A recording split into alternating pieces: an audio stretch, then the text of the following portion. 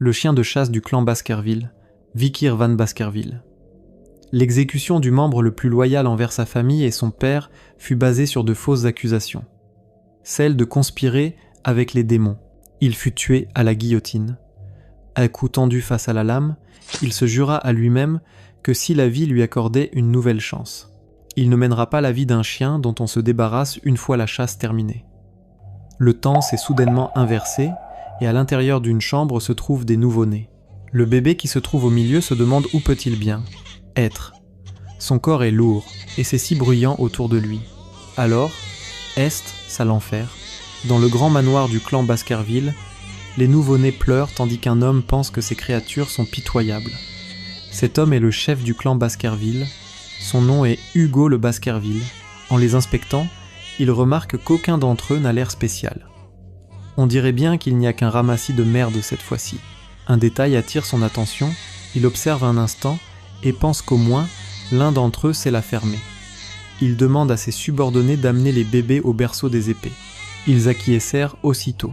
Quant à Vikir, il éprouve un fort désir de vengeance. Face à lui se trouve celui qui l'a fait exécuter avant sa régression. Hugo le Baskerville, il est plus jeune, ce qui signifie que lui, Vikir van Baskerville, a été renvoyé dans le passé à l'époque où il n'était qu'un nourrisson. Sa vie précédente était celle d'un chien de chasse.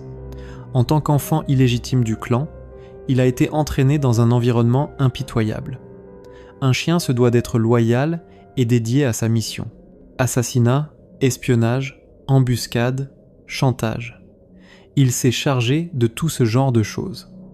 Tout ça pour que Baskerville rentre dans les 7 grands clans, et on lui a lâchement abandonné parce qu'il voulait simplement être reconnu par Hugo et la famille. 10 ans après que le portail vers le royaume démoniaque se soit ouvert, la grande guerre avec les démons s'est terminée par une victoire de l'humanité.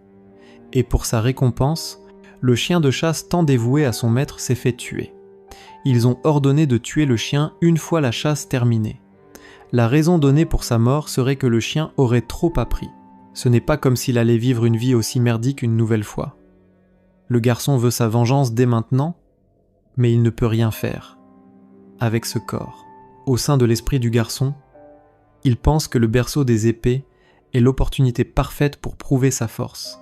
Il faut qu'il devienne plus fort. Le berceau des épées est l'une des épreuves dont on doit faire face peu après la naissance au clan Baskerville. Il consiste à les jeter dans un labyrinthe d'épées et à tester leur potentiel au fur et à mesure qu'ils avancent vers le Styx. Le Styx est la rivière légendaire qui rend le corps des nouveau-nés aussi dur que le fer. Cependant, il y a une limite au nombre de bébés qui peuvent recevoir cet effet. Pour être le premier à l'atteindre, il va falloir qu'il se déplace en ligne droite au travers des murs des épées. Il n'a pas pu recevoir cet effet dans sa vie précédente. Il a été rejeté par sa fratrie. Mais ça va changer.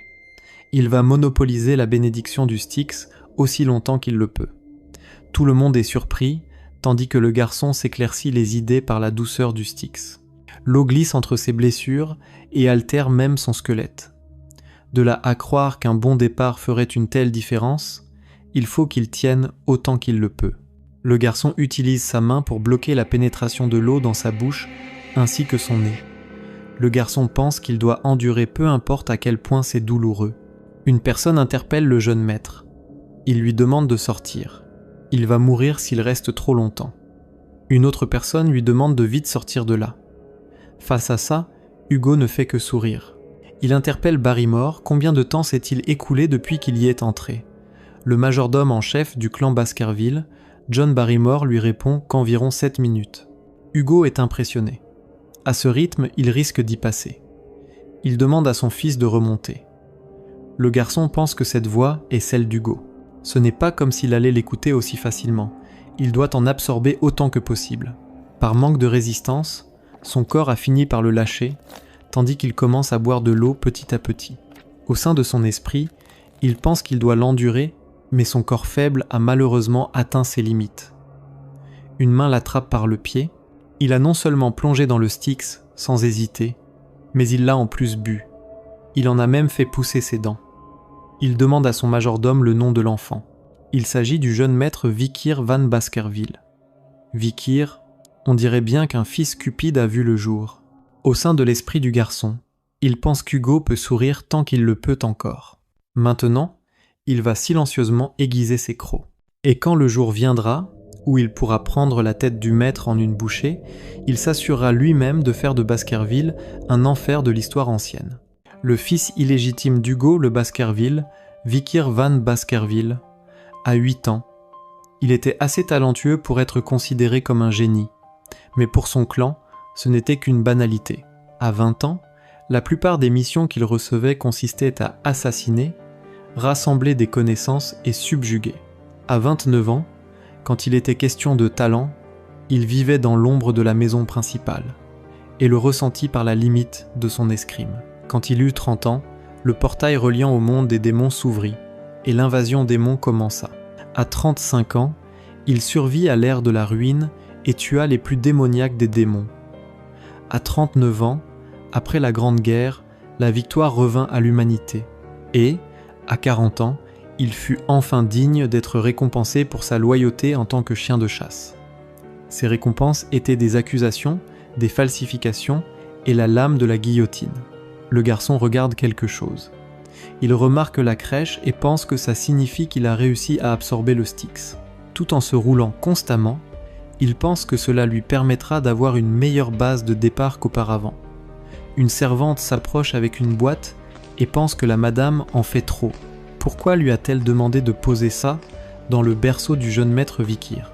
Le garçon se retourne, tout en s'interrogeant sur la personne en question. Il n'y a aucun moyen que quelqu'un donne un cadeau à un enfant illégitime comme lui lorsque la servante s'en alla. La boîte commence à s'ouvrir, prête à révéler l'imposante présence dissimulée. Le garçon l'observe et pense que c'est un mamba sanglant.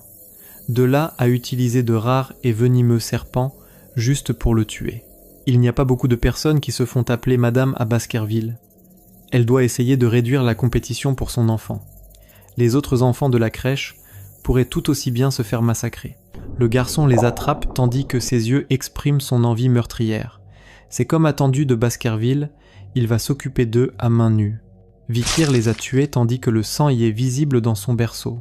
Le jour suivant, les habitants de Baskerville étaient horrifiés lorsqu'ils virent un enfant sagement endormi, entouré par des cadavres de serpents. Ce jour-là, les nounous qui étaient de garde cette nuit ont été torturés puis tués.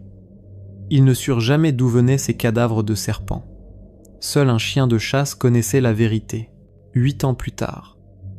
Un instructeur enseigne aux jeunes maîtres et pense qu'aujourd'hui, ils apprendront les différents rangs d'épéistes. S'ils n'arrivent pas à imprégner leur épée de mana, ils sont appelés épéistes débutants. Quand ils arrivent à imprégner leur épée avec un peu de mana, ils deviennent épéistes experts. Quand le mana émane de leur épée telle une aura, on les appelle épéistes confirmés. Et enfin, quand l'aura peut se solidifier et changer de forme à la seule volonté de l'épéiste, on lui donne le nom de maître épéiste. Le maître de Baskerville, Sir Hugo, est lui aussi un maître épéiste. Ils étaient tous éblouis, tandis que Vikir était perdu dans ses pensées. Hugo était déjà maître épéiste à cette époque, ce qui signifie qu'il doit d'abord récupérer sa force d'antan avant que la cérémonie de passage à l'âge adulte n'arrive. L'instructeur remarque que le jeune maître Vikir est de nouveau plongé dans ses pensées. Grâce à son corps renforcé qu'il a obtenu après avoir été submergé 7 minutes dans le Styx, et à son esprit, pouvant analyser une centaine de choses à la fois, son talent était d'un tout autre niveau comparé à celui des autres jeunes maîtres. Le chef de clan sera abasourdi lorsqu'il apprendra ce qu'a accompli le jeune maître Vikir. Quant à ce dernier, il se demande de combien d'années a-t-il besoin pour tuer Hugo. Une fois le cours terminé, les triplés Baskerville sont prêts à le tabasser. L'un d'eux frappe Vikir et lui traite de sang de bourbe. Il est juste un bâtard illégitime. Savait-il que des rumeurs circulent sur lui ? Cela dit qu'il est resté immergé dans le Styx pendant 7 minutes, et qu'il aurait même tué 2 serpents dans son berceau. Au sein de l'esprit de Vikir, il pense que ces gars lui sont familiers, ceux qui ont lancé ces fausses accusations sur lui et qui l'ont poignardé quand il s'est enfui. On les surnomme le trident d'Hugo le Baskerville. Le premier répond au nom d'Aibro le Baskerville, le deuxième Midbro le Baskerville, et enfin le troisième Lowbro le Baskerville. Ils ont tous 9 ans et se tiennent en travers du chemin de Vikir. Au sein de l'esprit de ce dernier, il pense que dans 10 ans à peine, ils deviendront assez forts pour lui faire chier. Ça serait cool de couper la mauvaise herbe avant qu'elle ne prenne racine. L'un d'eux menace Vikir avec un couteau. Quand on reste dans le Styx pendant longtemps, on dit que notre corps devient comme de l'acier, et qu'on ne craint même pas les lames. Enfin, c'est ce qu'il a entendu. Ça veut dire qu'il ne mourra pas s'il le plante. Il interpelle le Benjamin. Ce dernier lui répond de ne pas s'inquiéter. Il gère la situation. Il attrape Vikir et utilise sa main pour l'empêcher de respirer. Il a survécu 7 minutes dans le Styx. Le garçon demande à Vikir de tenir 3 minutes et il mangera sa main. Au sein de l'esprit de Vikir, il pense que le dicton a raison. Les enfants les plus jeunes sont les plus méchants. Il pense qu'il va les laisser faire un peu.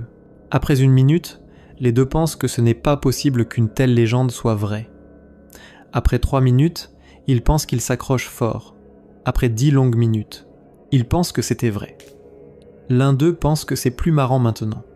Il doit le laisser partir. Son frère le confirme.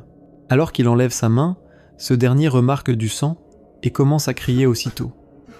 L'un des frères demande à Vikir ce qu'il a fait. Ce dernier lui lance un regard meurtrier. N'a-t-il pas dit qu'il mangerait sa main ? Les 2 frères lui répondent que même s'il fait ça, ils n'ont pas peur de lui. Ils restèrent silencieux tout en observant leur frère. Ce dernier crie que son doigt a été coupé. L'un d'eux demande à son frangin de se calmer. Ils vont demander au prêtre de le rattacher. Alors qu'ils s'apprêtent à partir, Vikir leur demande qui a dit qu'ils pouvaient s'en aller. L'un des frères lui traite de sale bâtard. Il se précipite afin de le transpercer. A-t-il oublié qu'il est plus vieux que lui d'1 an ? Un détail attire son attention. Son couteau n'a pas pu faire la moindre égratignure au garçon. Ce dernier pense que c'est son grand frère qui oublie quelque chose. On est à Baskerville ici, tant qu'on a la force et le talent, l'âge ne représente rien. Le garçon n'en pouvait plus, tandis que Vikir demande à son grand frère de jouer ensemble jusqu'à la fin. Après avoir fait pression sur l'un des triplets, il lui demande de jouer jusqu'à la fin. Ce dernier pense que les rumeurs étaient vraies, mais Vikir l'assène aussitôt un coup de poing. Les 2 autres interpellent leur aîné, réalisant l'état de son grand frère. Il se met prêt à se battre tout en traitant Vikir d'espèce d'enfoiré. D'un coup de pied, Vikir le met par terre. N'aie pas peur, ils vont guérir s'ils sont soignés à temps, mais il ne les laissera pas quitter cette pièce. Il saisit le couteau par terre et pense que si ça continue comme ça, ils seront handicapés pour le restant de leur jour. Alors, il va être généreux, il laissera l'un d'eux partir. Le garçon demande à Vikir si c'est vrai. Lequel d'entre eux va-t-il laisser partir ? Il leur jette le couteau et pense que la décision est entre leurs mains. Il n'a pas de temps à perdre, alors ils doivent rapidement se décider. Au moins, l'un d'entre eux devrait vivre, n'est-ce pas ? Ils étaient tous les 3 choqués et commencent par se regarder pour savoir ce qu'ils vont faire. Et sur ce, le triplet des Baskerville s'abattit de lui-même. À l'intérieur d'une chambre, le majordome informe au chef de clan qu'il y a eu un nouvel affrontement avec le clan de la Morgue à la mine de Ruby. Le clan de la Morgue prétend que la mine de Ruby se trouve sur leur territoire. Le chef de clan pense qu'ils auront bientôt l'occasion d'en discuter avec eux. Le clan de la Morgue leur contactera en premier. Quoi qu'il en soit, a-t-il quelque chose d'autre à signaler ? Le majordome lui informe que lors de la dernière évaluation de mi-parcours au château des enfants, le jeune maître Vikir a obtenu la première place à l'examen écrit. Le chef de clan lui demande si c'est vrai. Quand auront lieu les examens pratiques ? Le majordome lui informe qu'ils commenceront dans 5 jours. Les chevaliers qui gardent le château des enfants sont en voyage pour les préparer. Alors le château des enfants doit être complètement vide en ce moment. Le majordome interpelle le chef de clan. Il doit lui dire quelque chose à propos de ce château. Il y a eu une assez grosse bagarre entre les jeunes maîtres récemment. Une grosse bagarre, et combien de morts ? Le majordome lui informe qu'il n'y a pas de perte, mais les dents du jeune maître aîné sont complètement abîmées. La mâchoire du jeune maître cadet est enfoncée, et l'index gauche du jeune maître Benjamin a été coupé. Ils ont été soignés et se sont rétablis, mais ils ont subi d'importants dommages psychologiques. Le chef de clan lui demande s'ils n'étaient pas proches les uns des autres. Il doute qu'ils se soient battus entre eux comme ça. Le majordome lui répond que c'est parce qu'ils se sont battus avec un autre de leurs frères. La personne qui les a mis tous les 3 dans cet état est leur petit frère d'1 an. Le jeune maître qui s'est classé premier à l'examen écrit dont il vient de parler. Le jeune maître Vikir. Dans le couloir menant aux chambres du chef de clan, une personne s'avance et fait aussitôt son entrée. Le chef de clan pense qu'il a bien grandi. Ce dernier dit bonjour au chef de clan tout en souriant. Chef de clan ? Oui, il imagine que c'est le cas. Il a entendu dire qu'il avait neutralisé les triplets de la classe avancée. Le garçon, tout en prenant un air enfantin, lui répond qu'il a entendu dire qu'il avait reçu un traitement approprié. Il ne parle pas de leur état physique. Il parle de la manière dont il a paralysé leur cœur. Depuis ce jour, ils ont commencé à manger séparément et ne se parlent même plus. Leur attaque combinée à 3 était une véritable œuvre d'art. Mais à cause de lui, un énorme écart s'est créé entre eux. Le garçon resta silencieux, tandis que le chef de clan lui demande s'il ne pense pas qu'il a fait quelque chose de mal. Le garçon, un peu surpris, lui demande qu'a-t-il fait de mal ? N'a-t-il pas transformé ses grands frères en véritables épaves ? Mais il est plus fort qu'eux. Comment quelqu'un de fort pourrait-il faire quelque chose de mal ? Ses frères sont venus ici avant lui et ils lui ont pardonné. Ne ressent-il donc aucune culpabilité ? Lui a pardonné ? Le garçon ne fait que rire face à cette situation. Il se souvient d'un temps, avant sa régression, le dernier enfant d'un clan qui avait péri au profit du clan des Baskerville est venu directement rencontrer Hugo. Elle, qui était devenue religieuse après toutes ces années, est venue lui dire qu'elle lui pardonnait. Et après avoir entendu cela, Hugo lui répondit en disant qu'il pense que le pardon n'est que l'excuse des faibles incapables de se venger. Après avoir répété la même phrase, Hugo esquissa un sourire. La force est la justice. Cela veut ainsi dire qu'être faible est un péché. Il semble qu'il comprend bien la devise familiale du clan des Baskerville. Il interpelle son majordome. Ce dernier répond au chef de clan qui l'écoute. Il doit aller à l'entrepôt de nourriture et donner à Vikir tout ce qu'il veut. Mais il ne doit pas être trop gentil. Donne-lui que ce qu'il peut emporter. Le garçon, l'air enthousiaste, remercie le chef de clan et pense qu'il va manger du chocolat. Alors qu'il se retourne pour partir, une personne interpelle son fils. Le chef de clan compte sur lui pour l'examen à venir. Il ne doit pas perdre contre personne dans la maison principale. Vikir a ressenti un fort dégoût face à ces paroles. Mais pour l'instant, il n'est obligé que de l'acquiescer. Dans l'entrepôt, une personne informe au jeune maître qu'il y a un chocolat que les jeunes filles du clan de la morgue apprécient particulièrement. C'est un produit de la plus haute qualité qu'ils ont eu du mal à acquérir. Vikir lui répond qu'il n'a pas besoin de produits tout faits. Le majordome est un peu surpris tandis que Vikir lui informe qu'il veut des fèves de cacao, des fèves avec un goût très prononcé. Parle-t-il des fèves non transformées ? Une personne qui travaille dans l'entrepôt informe à Vikir que ces fèves sont sanguines, un type de fèves de cacao au goût très prononcé. Le garçon commence par goûter une tandis qu'on lui informe qu'une seule fève est suffisante pour faire 100 litres de chocolat. Le garçon n'en pouvait pas cacher son mauvais goût, tandis qu'au sein de l'esprit du majordome, il n'arrive pas à croire qu'il mange ces fèves amères crues. Il doit vraiment aimer le goût du chocolat. Le jeune maître Vikir prend en compte les paroles du chef de clan en prenant seulement ce qu'il peut emporter. Il a donc trouvé une méthode pour manger autant de chocolat qu'il le peut en respectant ses conditions, comme c'est intelligent. Une personne demande au jeune maître s'ils doivent les apporter dans sa chambre une fois qu'ils les auront transformés. Vikir lui demande de ne pas s'en faire. Il doit les lui donner tels quels. Au sein de l'esprit du majordome, il se demande si le garçon a une personnalité singulière. Vikir ne voulait pas des chocolats parce qu'il voulait en manger. De toute façon, l'utilité de ces satanées fèves sanglantes sera bientôt révélée lors de l'examen pratique qui aura lieu dans 5 jours. Ce jour-là, un incident massif et sans précédent se produira dans le clan des Baskerville.